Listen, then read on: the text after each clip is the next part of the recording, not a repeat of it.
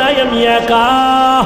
যদি বান্দা আমার রবের আপন বানাইয়া যাও, আর অন্ধকার কবরে যাওয়ার পরে যখন প্রশ্ন করা হবে, রবের পরিচয় দাও, ধর্মের পরিচয় দাও, রাহমাতুল লিল আলামিনের পরিচয় দাও, আমার আল্লাহ পাক জবাব দিয়া বলবে, ফেরেশতা এরে আর ডিস্টার্ব করিস না, এ আমার মুহাব্বতের গোলাম, জান্নাতের সাথে রাস্তা বানাইয়া দাও, বিছানা দিয়া দাও, আমার বান্দা আরামে ঘুমাবে, কিয়ামত পর্যন্ত কেউ যেন ডিস্টার্ব না করে।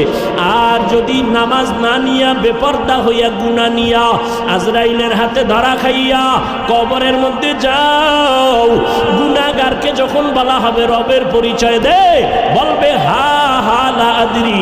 আর ধর্মের পরিচয় দাও, গুনাহগার বলবে হা হা লা আদরি, আফসুস আফসুস, আমি কিছুই জানি না। ওরে রহমতের নবীরে চিনোনি? কয় না, আমি চিনি না, আমি তো রহমতের নবীরে কখনো দেখি নাই, করি নাই, আমি হতভাগা।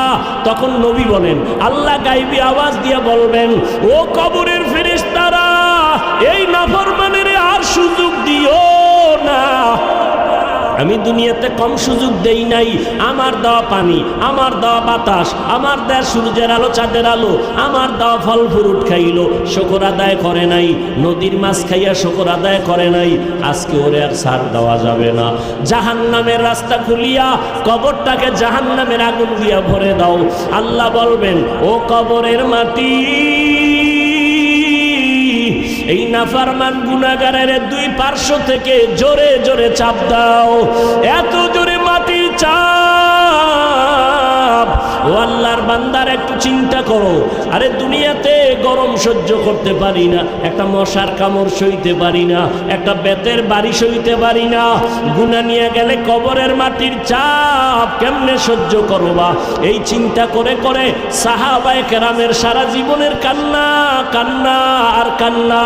আবু বকর নামাজে দাঁড়ায় কাঁদেন, ও মালিক, তোমার আদালতে কেমনে দাঁড়াবো?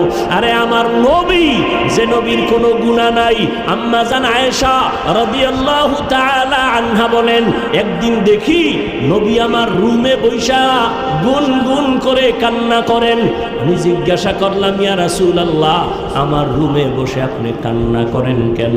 নবী বলেন, আয়েশা, হাসরের ময়দানে আমার উম্মতের কি উপায় হবে সেই কারণে কাঁদতেছি। কেন ইয়া রাসূলুল্লাহ? নবী বলেন, হাসরের মাঠটা হবে বড় ভয়ঙ্কর মাঠ।